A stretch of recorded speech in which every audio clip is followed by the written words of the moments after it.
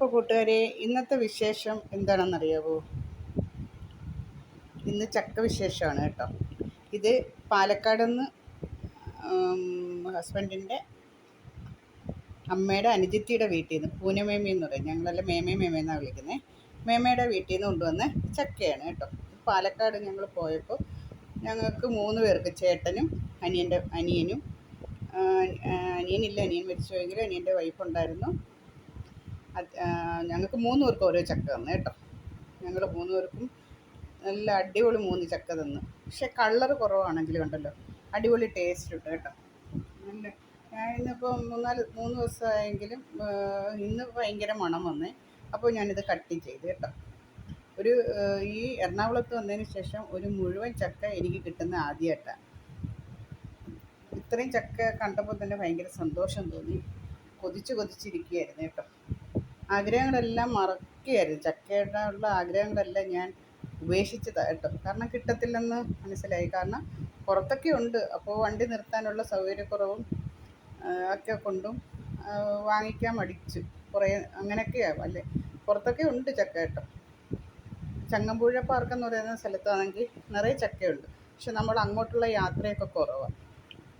അതുകൊണ്ടാണ് ചക്ക മേടിക്കാത്തത്. അല്ലെങ്കിൽ വാങ്ങിക്കായിരുന്നു. പക്ഷേ അങ്ങനെ അധികമായിട്ട് കിട്ടത്തുമില്ല കേട്ടോ. ഞാൻ ഇപ്പോൾ ചക്കയെല്ലാം എടുത്ത് വെച്ചു, ചക്കക്കുരു മാറ്റി. ഇനി ഇത്രയും പിടിച്ച് ചക്ക ഉണ്ട് കേട്ടോ. ആർക്ക് കൊടുക്കാനാ അല്ലേ. അപ്പോൾ ചേച്ചിയൊക്കെ അങ്ങ് ദൂരെയാണ്. ചേച്ചിയൊന്ന് വിളിച്ച് നോക്കണം. ഇത് ഇത്രയും ചക്കയ്ക്ക് വേണ്ടി ചേച്ചി വരുമോ എന്നറിയത്തില്ല. എന്നാലും ഞാൻ ഒന്ന് വിളിച്ച് നോക്കും. ഒരു പീസ് കൊണ്ടുപോയി കഴിക്കുന്നെങ്കിൽ കഴിക്കട്ടില്ലേ. ചേച്ചിക്കൊക്കെ കിട്ടുമെന്ന് അറിയത്തില്ല കേട്ടോ. എന്നാലും കുറച്ച് വിളിച്ച് വെക്കാം. അപ്പോൾ ഞാൻ ഈ ചക്ക ഒരു അടയൊക്കെ ഉണ്ടാക്കാം. ചക്ക പുട്ട് പുഴുങ്ങാൻ എളുപ്പം കേട്ടോ. നല്ല പഴുത്ത ചക്ക ഇത് കുറച്ചും കൂടെ ഒന്ന് പഴുക്കണം കേട്ടോ. ഒന്ന് പഴുത്തിട്ട് നല്ലോണം മിക്സിയിലങ്ങ് അരയ്ക്കണം. മിക്സിയിൽ അരച്ചിട്ട് അരിപ്പൊടി, നല്ല പുട്ടിൻ്റെ പൊടി തന്നെ എടുക്കണേ. പുട്ടിൻ്റെ പൊടി എടുത്തിട്ട് അതിനകത്ത് ഈ അരച്ച ചക്കയിട്ട് നല്ലോണം ഉപ്പും ഇട്ട് നല്ലോണം മിക്സ് ചെയ്യുക. നല്ലോണം ഇച്ചിരി ഒരു ശകലം ജീരകം ഇടുക. ആ ചക്ക മാവ് കുഴയ്ക്കുമ്പോൾ ശകലം ജീരകവും കൂടെ ഇടുക. അപ്പോൾ ആ ജീരകവും ഇട്ട് മാവ് നല്ലോണം പുട്ടിൻ്റെ പരുവത്തിനാക്കിയിട്ട്, പിന്നെ ഈ ചക്കയെന്ന് വെച്ചാൽ ചെറുതായിട്ട് ചെറുതായിട്ട് അരിയണം. ചെറുതായിട്ട് അരിഞ്ഞിട്ട് അതിനകത്ത് ഇത്തിരി ശകലം പഞ്ചസാരയും തേങ്ങയും ഇട്ട് നല്ലോണം മിക്സ് ചെയ്യണം. മിക്സ് ചെയ്തിട്ട് നമ്മൾ ഒന്നീ പുട്ടുകുറ്റിയിലോ ചിരട്ടപ്പുട്ടോ എന്തുണ്ടെങ്കിലും മിക്സ് ചെയ്ത് വാരി വെച്ച് പുഴുങ്ങിയെടുക്കണം. അടിപൊളിയാണ് കേട്ടോ. അങ്ങനെ ഉണ്ടാക്കി നോക്കണേ. അപ്പോൾ എല്ലാവർക്കും ആ ചക്കയുടെ പുട്ട് പുഴുങ്ങുന്ന വീഴുമ്പോൾ പറഞ്ഞു തന്നെ, അതേ കണക്കൊരു പുട്ടുണ്ടാക്കണം എല്ലാവരും കേട്ടോ. അപ്പോൾ ഞാനും ഒരു ദിവസം ഉണ്ടാക്കണം. പക്ഷേ ഇതത്ര പഴുത്തല്ല, വെച്ചാൽ നല്ലോണം പഴുക്കണം. കളറുള്ള ചക്കയല്ല, ഇത് ഒരു സ്ലൈറ്റ് മഞ്ഞ കേട്ടോ. ഈ ചക്കയൊക്കെ കാണുമ്പോൾ എനിക്ക് ചെറുതിലേ എൻ്റെ വീട്ടിൻ്റെ അടുത്ത് ഉള്ള കാര്യങ്ങളൊക്കെ എനിക്ക് ഓർമ്മ വരും. എൻ്റെ കൊല്ലത്തെ വീട്ടിൽ നിറയെ ചക്കയുണ്ട് കേട്ടോ. എനിക്ക് ഒരു 3-4 പ്ലാവുണ്ട്. 3-4 പ്ലാവ് നിറയെ ചക്കയാണ്. ഇപ്പോഴും പിടിച്ച് കിടക്കുകയാണ്.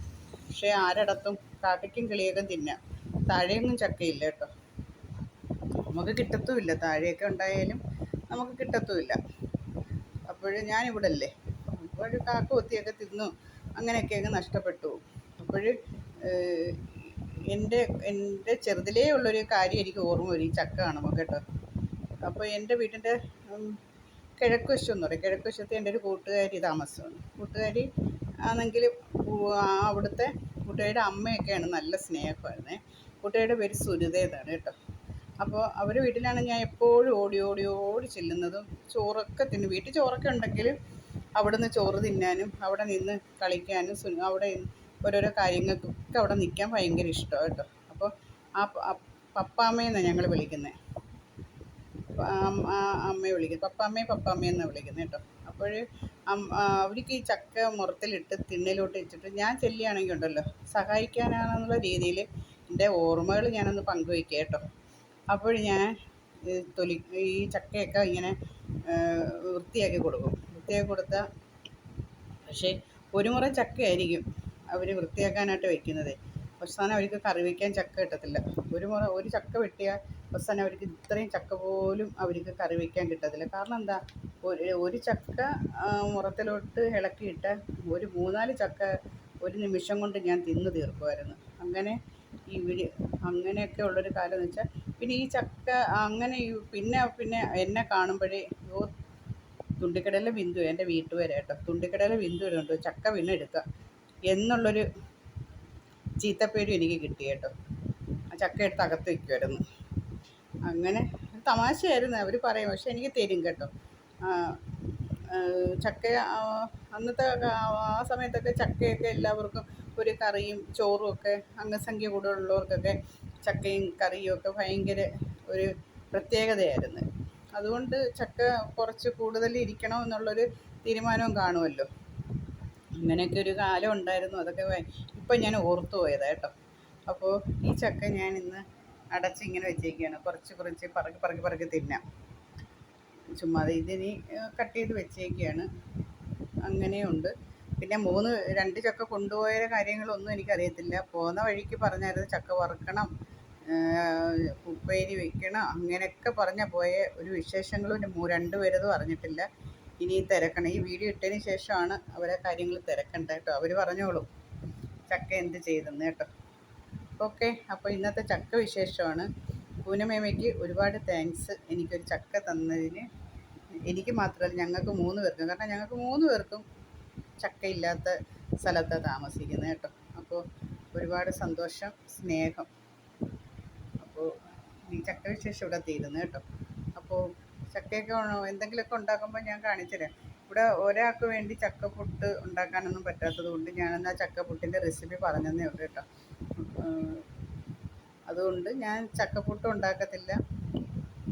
അത് പക്ഷേ ഇങ്ങനെ ഉണ്ടാക്കണം, അത് ഞാൻ പറഞ്ഞു തന്നേ ഉള്ളൂ കേട്ടോ. പിന്നെ ചക്ക അടയൊക്കെ ഉണ്ടാക്കിയാൽ കഴിക്കുമായിരിക്കും. അപ്പോൾ ഞാൻ അതൊക്കെ ശ്രമിച്ച് നോക്കാം.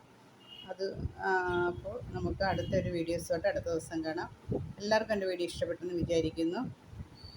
ഈ ചക്ക കാണുമ്പോഴെങ്കിലും ഒരു ലൈക്കെങ്കിലും തരുമെന്ന് പ്രതീക്ഷിക്കുന്നു. Okay, by.